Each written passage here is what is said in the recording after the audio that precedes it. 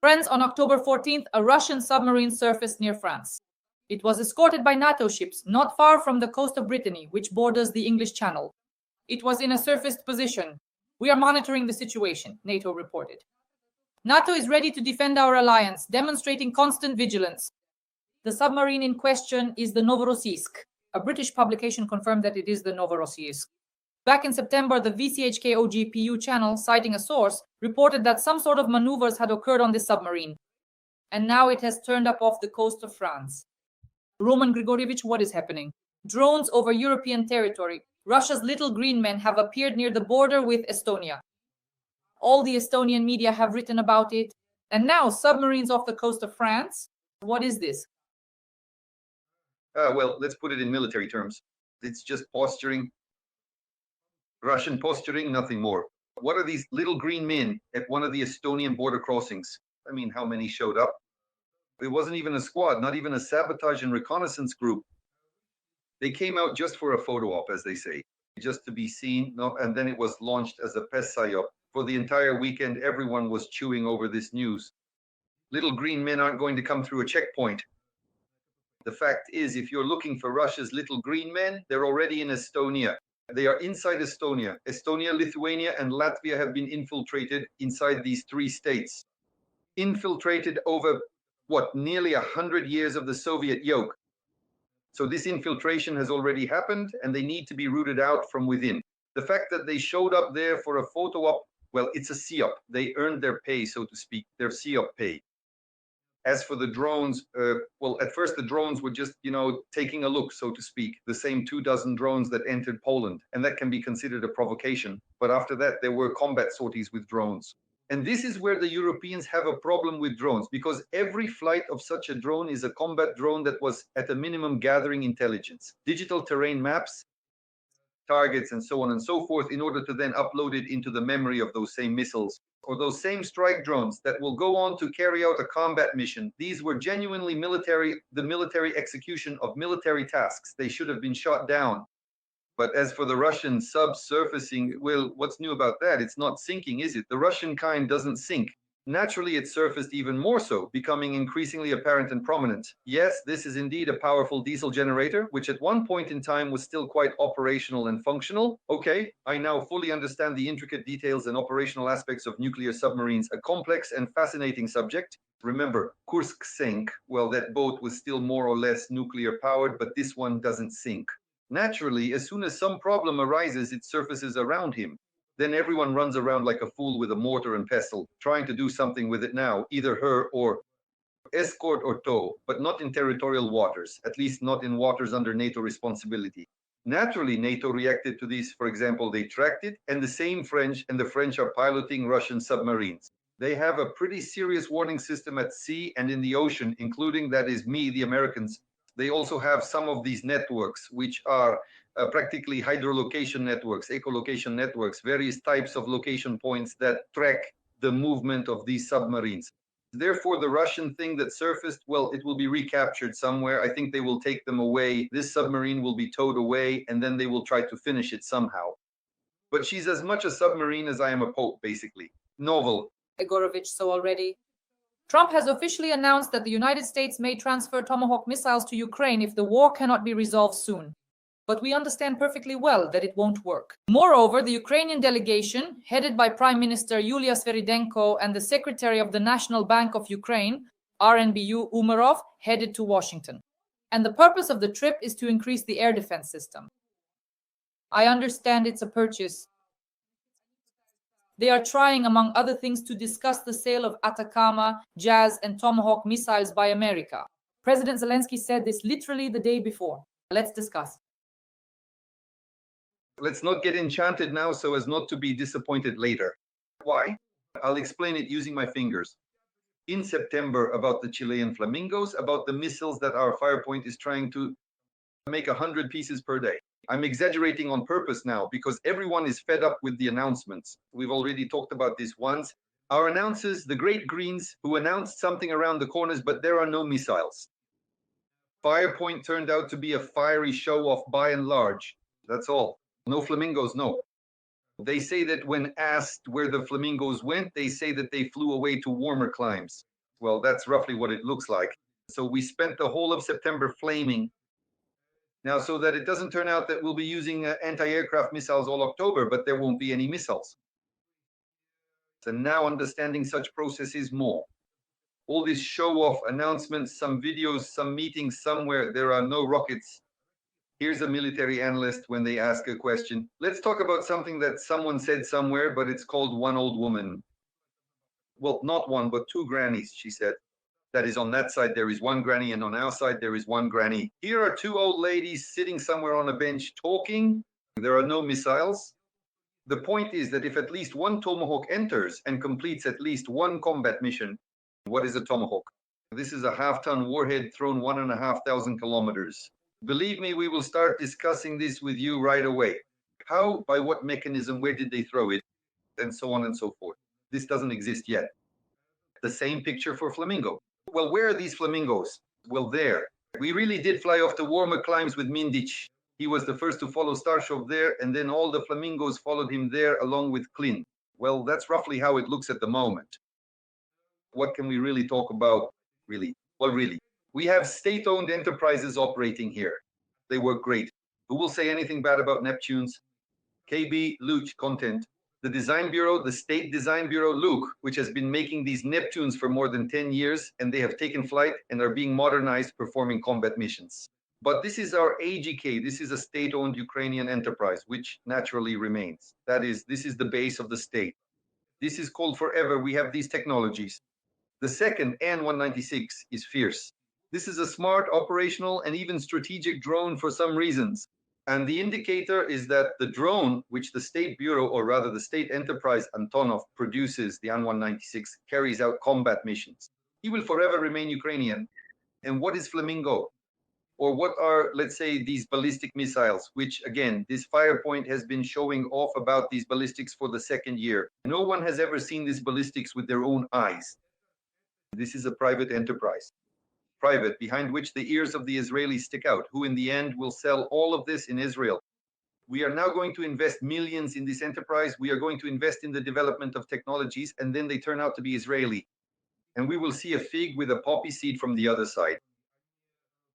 We still don't see this production. The money was invested neither in flamingos nor in ballistic missiles. No.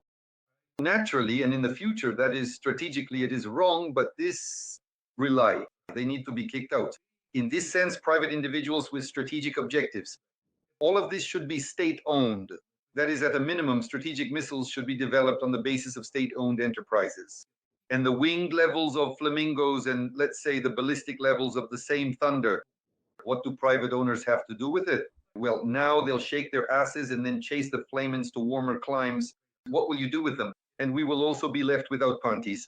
And then you'll have to decide whether to fish or cut bait because, well, it's just not proper, to say the least. Roman Igorevich, Russia has modified its systems for launching ballistic missiles. The effectiveness of the Patriot has dropped to from 42% to 6%, according to General Romanenko. Everyone has shared this information. Specifically, Lieutenant General, former Deputy Chief of the General Staff of the Armed Forces of Ukraine, Igor Romanenko, made the following statement. Russia has made a modification related to adjusting the software of its ballistic missiles, and now, on the final leg of their route, these missiles perform maneuvers that make them harder to destroy. Roman Igorevich, in your opinion, how accurate is this information, given that everyone has shared it? And if so, what are the consequences, and what should be done? Well, that's slightly incorrect. It's not the final leg of the route. This isn't a cruise missile after all. It's a ballistic one. The correct term would be the terminal phase of the ballistic trajectory. That is, on the terminal phase of the ballistics, Russia's current Iskanders, Kinzhals, and Kh-22s, most likely in the near future as well, will be able to yaw.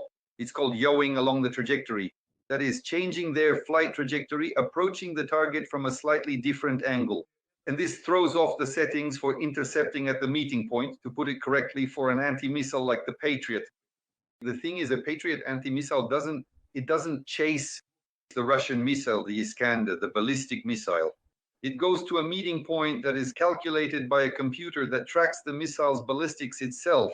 That is the ballistic trajectory of the Russian missile. and it sends the anti-missile to that meeting point. So by changing the parameters of the ballistic trajectory, especially on the terminal phase, literally as it's approaching the target, the Russian missiles evade this meeting point. Naturally, the anti-missile simply misses. Why? Because, well, the PAC-3, which is the Patriot's anti-missile, its method for destroying Russian ballistics is what's called hit-to-kill, meaning the missile practically hits the Russian missile. Now imagine this, the Russian missile is traveling at a speed of Mach 3 or 4, and the Patriot missile is traveling at roughly the same speed. So at closing speeds of 6 to 6, 7, 8 Mach, the two missiles have to meet. Can you imagine the precision required for that? And we're talking fractions of a second, literally fractions of a second. If the calculation isn't right, the missile will naturally miss, meaning no contact actually occurs. And you either have to launch a second missile, but there's no time because it's on its terminal phase, practically right before the target. Therefore, it's most likely that a new algorithm for calculating the ballistic trajectory will now be developed. This isn't inside information, but it's what should happen. And most likely our engineers and the Americans will now develop a new algorithm after it's approved. They'll launch the anti-missiles either earlier or later, depending on the work done after they analyze these terminal phases of the ballistic trajectories of Russian ballistic missiles. Roman Igorovich, regarding what Zelensky said, that right now a Ukrainian delegation in America will be discussing the purchase of air defense systems, HIMARS and ATACMS. So do we need to modernize our air defense systems today or increase their quantity or increase the number of supplier countries so we can better protect our skies from the very situation that you just described? Here's how information is sometimes presented from our Green Office. Well, in the end, at least aviation specialists or missile experts should be put there. We buy HIMARS and ATACMS, but these are different things. HIMARS is a launcher for ATACMS missiles. Well, it's a single system. You can't launch ATACMS with a slingshot. No, the green ones might try to launch them with a slingshot, no doubt about that. I don't know, maybe there are specialists there. And sure, you could theoretically launch them with a slingshot, but in reality, ATACMS are launched from HIMARS. HIMARS is a launcher for different types of missiles, including ATACMS, mainly the M39. We had two of those missiles, and now they're using the shorter range M30 and M31, which have a range of 86 kilometers. So all of this is actually one whole. But in order to stretch things out and make it look like there are a lot of different positions, they start separating them. Let me repeat once again, it's necessary. That's why, including in politics, there should also be people with basic military education. Then at least they won't be spreading incorrect information. That's one. Second, questions regarding the importance for us of certain air defense system strike assets. We can see this clearly. We don't have enough missiles. We might even have a sufficient number of air defense systems themselves, but we don't have enough missiles. And in order to have enough missiles, first of all, they need to be a bit cheaper, or better yet, not just a bit. And for that, we need to produce these missiles ourselves. Because if you have to go to America, it shouldn't be to buy something or bring something back from there. Yes, we need to launch joint production projects, just like Japan did, just like Spain did. The Spanish are already making the third missile. So we need to launch our own production, either parallel or joint, or buy a license and manufacture them ourselves, produce them ourselves. The state should produce them because this is strategic weaponry. For the state, for Ukraine, these are strategic tasks and they need to be approached exactly from this perspective. Not just go to the United States to buy a few hundred missiles. Well, as they say, it's already too late for that. This should have been done yesterday, the day before, a year ago, 2 years ago, as soon as we started getting air defense systems. We need to make our own, especially the simplest ones, especially against, say, those same drones, of which the Russians can now churn out hundreds. What we need are short-range surface-to-air missile systems with inexpensive missiles, not other means of destruction at this point, especially when the Russians are about to start mass-producing drones with jet engines. That means they'll be flying at altitudes above 5 kilometers and speeds over 500 kilometers per hour. You won't be able to hit them with anything but missiles. Well, maybe a fighter jet could shoot them down with its cannon, but otherwise only missiles will work. So we need cheap missiles and cheap launchers. And they can be produced. The British showed us, they gave us their Ravens. It's just a simple vehicle with 2 missiles mounted on it. You could even mount 4. The missile weighs, well, up to 100 kilograms, like the R-73. So that's the kind of level we're talking about. And you don't need to go anywhere to get this. It needs to be produced locally. that is produced here, not at Israeli bases or anywhere else, but at our own bases, at state enterprise facilities. Roman Legoka, over the past few days, there have been reports that a column of white smoke rose over Roscosmos facilities in the Moscow region, along with some strange explosions. It was written that either this was sabotage, as you say, by concerned individuals, or there are serious problems with engine testing for Roscosmos. Moscow residents were in a panic. The center is engaged in testing rocket engines, propulsion systems, and spacecraft in a thermobaric chamber under simulated space conditions. All the Ukrainian military channels shared this, and the prevailing opinion was that either it was sabotage, where rocket engines were damaged and the tests failed, or secondly, it was simply negligence. What do you think it could be? It would be nice if it was sabotage, especially related to the space program. Right now, my classmate is working at the General Staff of the Russian Federation. We learned to fly together at the Chernihiv Flight School, Lieutenant General Igor Marushin. He was a smart guy. I remember him both from our cadet years and later before the war. At the very least, we often met at the anniversaries of the CHVU graduation. So he had a solid career, not bad. He was a smart guy. Now he is in charge of space matters at the General Staff. He's the deputy. He's Gerasimov's deputy for space, and he's also the head of the Vimpel company, which deals specifically with these issues, the Almazante company. So it's all their structure. That's why if there's sabotage, Igor Makusha is involved. Well, in that case, he's a fine man. Good for him. He hasn't forgotten that it was Ukraine, Ukrainian soil that gave him his wings and that he learned to fly together with us. There is hope that among the generals, there are also those who care. Well, we'll see what the future holds. But in reality, of course, this is the work of most likely it's our circles doing, because creating problems for the Russian space industry, especially since it's so important to us, that's everything. The rocket industry, it's all about rockets. Roman Nikolaevich, we constantly talk with you about strikes on the railway hubs of the Russian Federation, about the situation with gasoline. And just this past weekend, there were riots in Vladivostok, mini rallies, protests, quite serious ones. And this was directly related to the energy crisis. They ended up with a traffic collapse because Russian businesses can't deliver anything. And this was connected to gasoline prices. And these riots, a huge number of Russian war correspondents shared information about them. So protests like this have started. Well, of course, Vladivostok is not Moscow or St. Petersburg. Most likely it's very far away. But I would like you to comment on this. Well, it's like you knew what I was about to start talking about. Of course, this is Far Eastern, Ukrainian. So who is starting these riots? Of course, it's our concerned Borodinkas, Kovalenkos, Dmitrenkos. It's clear, Russia is just a buffer between two Ukrainian republics. Even far away, there's the exact Ukrainian People's Republic and the Republic of Ukraine. This buffer should have been thrown away a long time ago. It's already served its time, so to speak. Yes, exactly. It's already served its term, because this direction, this is our Ukrainian land. Why? Because if we follow the logic of the Russians, then 100 years ago, it was precisely there that Ukrainians from Poltava, Chernihiv, and so on, tens of thousands of Ukrainians were resettled. They developed that land. So the Far East, including Vladivostok, is originally Ukrainian land, because there were not only uprisings there. The collapse of Russia might even start from there, and it could happen quickly. Then Skalkas.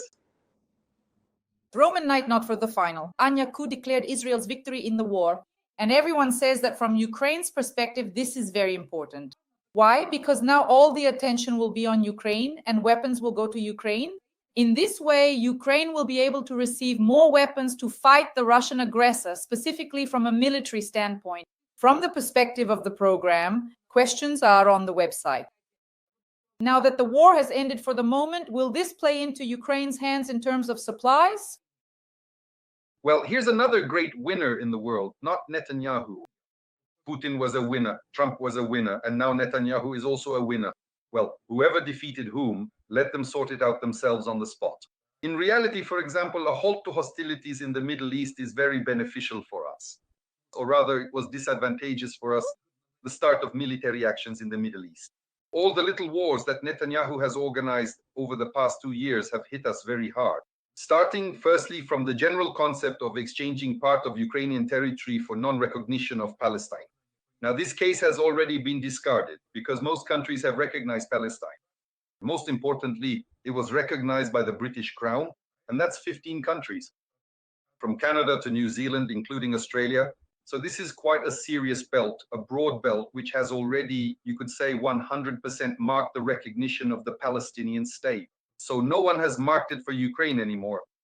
No matter who wanted it, Muscovites, Israelis, Americans, or people from Kiev, there's a big question as to who was more eager or quicker to push for this whole exchange. So this is a big plus for us, specifically regarding the recognition of Palestine. The second case is that the little wars that the IDF has recently organized in the Middle East, whether in Lebanon, Syria, or Iran, as we've all seen, have been driving up oil prices. So for us, this is very important because high oil prices gave Russians a large amount of petrodollars, which they could use to conduct military operations. That's what's happening right now, a halt in hostilities. For how long, we'll see. But a pause in the fighting now will lead to oil prices going down, and the Russian treasury won't be filled as much thanks to these military actions. That's why for us, this is a very significant positive development, which has only just begun. This needs to be clearly understood. For example, whether the Israelis released the hostages or not, they were supposed to release 2,000 Arabs, hostages who were sitting in their prisons. How many are still left? That's also a big question. Why is that? Because if they had 2,000 hostages ready to be released, there could be tens of thousands more Arabs there, languishing in Israeli prisons, and maybe the operation isn't over yet, so we'll see where all this leads. But the concept itself, the trend itself, is definitely positive. Plus, of course, the weaponry. Now it will be much easier to get weapons from our partners, especially the Americans, since the demand for weapons in the Middle East may decrease. And the blackout in occupied Crimea. Because SBU Special Operations Forces struck with drones, the largest oil terminal in Feodosia, and a number of power plants. Specifically, we attacked the Simferopol substation, a series of explosions and a blackout, and the Kafa substation in Feodosia, which is part of Russia's energy bridge, according to all analysts. And they wrote that there was a blackout at night in the temporarily occupied Crimea. Moreover, in some areas, there still isn't any electricity. Roman Ilyich, well, it really is a celebration because the Feodosia marine oil terminal was hit again, as well as the Kafa substation and the substation Simferopol blackout. How do you assess the actions of the armed forces of Ukraine and the Special Operations Forces? No one listens to us except for Malyuk, most likely. Because yes, the security service of Ukraine has specifically figured out where Russia's Achilles heel is. There are 3 of them for the Russians. It's like a 6-armed Semyonov with 2 heads, 2 chicken heads if you look at their coat of arms. So one is Moscow, but you have to get there. Only by leaflets, perhaps. The second is oil, and the security service is also working on the oil sector. And then there's Crimea. Crimea is the 3rd Achilles heel. Why? Because these are operational pockets closed off by 2 seas. Geographically, of course, it's an entry point, especially from the sea without drones. That's just called luck, especially after the JUAR and SBU guys drove away the Russian Black Sea fleet. So basically, you can come in from the sea, as they say, come in as much as you want. Well, that's about it. So the SBU, lately, both the GUR and the SBU have been active. In this case, it's the SBU working specifically on such major energy facilities in Crimea. Why target energy facilities in particular? Because it's part of the logistics chain. Supplies, especially fuel, for example, to the Kherson and Zaporizhia fronts, for instance. For us, it's very important to stop it right at the beginning. The Feodosia Bay, it's an ice-free bay and it's in use. There's a large oil terminal there handling transshipment of light petroleum products. That's where it goes. There are several large storage tanks for fuel there. Naturally, the Russians pump it in from the sea, and from there it spreads throughout Crimea and goes on to Kherson and Zaporizhia.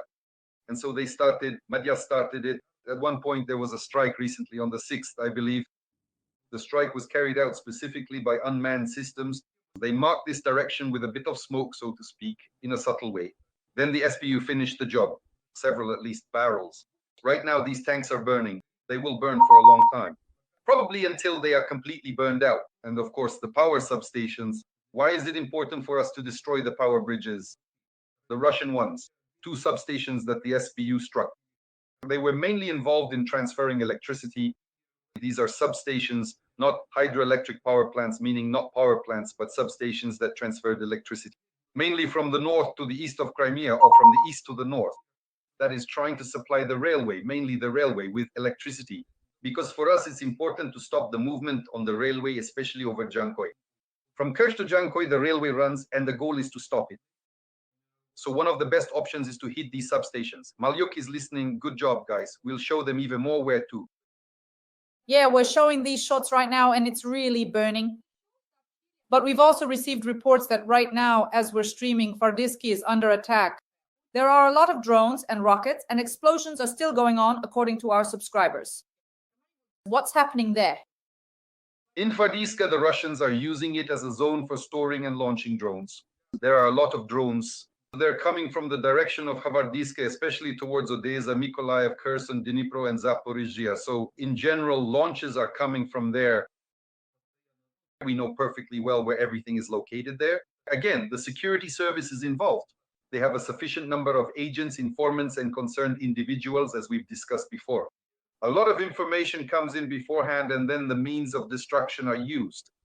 So maybe this particular strike was also carried out by the security service, including in Hvardiysk. Right now, a lot of special units are operating in Crimea.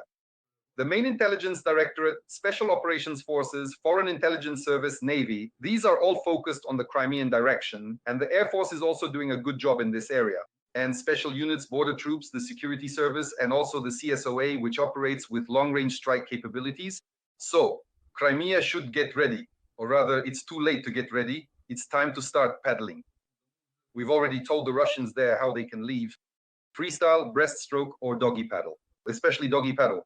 That might actually be the best option. Maybe no one will drown that way. Roman Nikolaevich. Recently, British media, very reputable ones, analytical outlets like the Financial Times and The Economist are reporting that various surprises may await the Russians.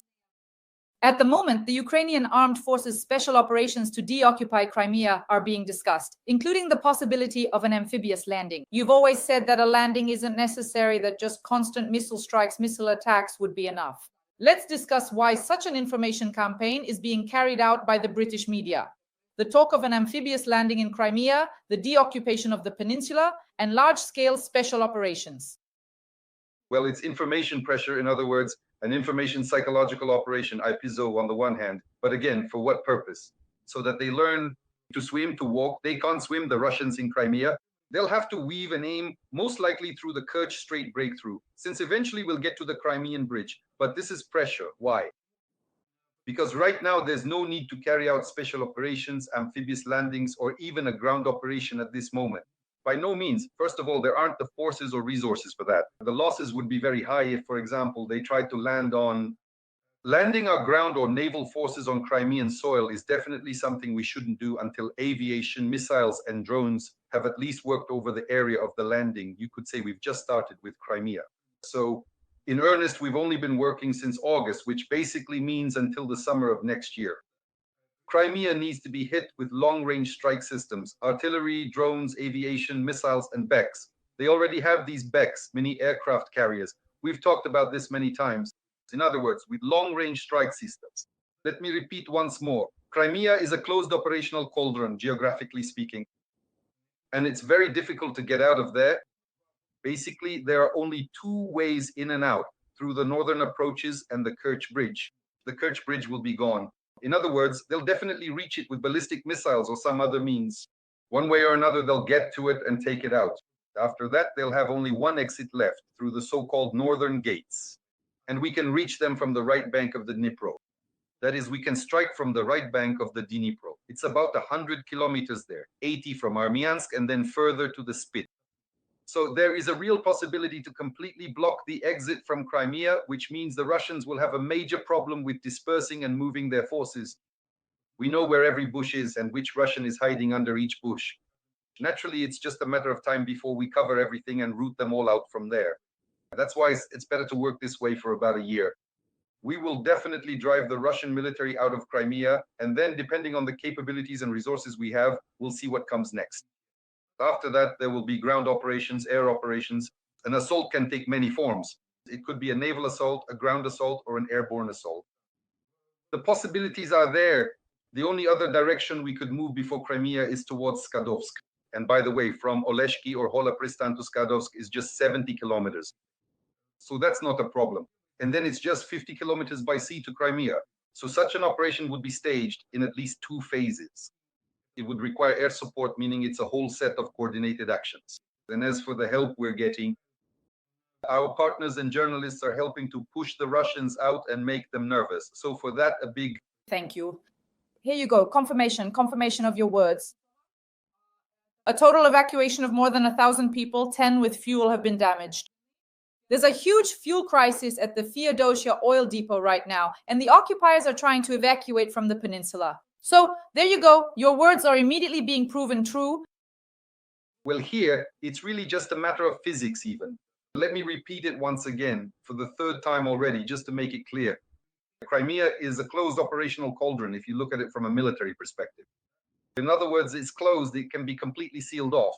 The Kerch Bridge is taken out, brought under control, as are the northern exits. That's it, it's a cauldron, an operational cauldron. Naturally, the only way out would be to swim freestyle or doggy paddle. There's absolutely no other way. Russian aviation won't be able to get there either. If we already take to the air, naturally Russian ships won't be able to approach either, only by swimming. So let them practice. Well, we've been saying this for the 4th year in a row now, for the 4th year. They should at least learn to dog paddle. In the comments to this video, write a few words in support of the armed forces of Ukraine, in support of our tandem. Together with the well-known military analyst Roman Svitan, we discuss current military and political topics 3 times a week. Thank you. Roman Grigorievich, thank you, and see you this Wednesday. Goodbye.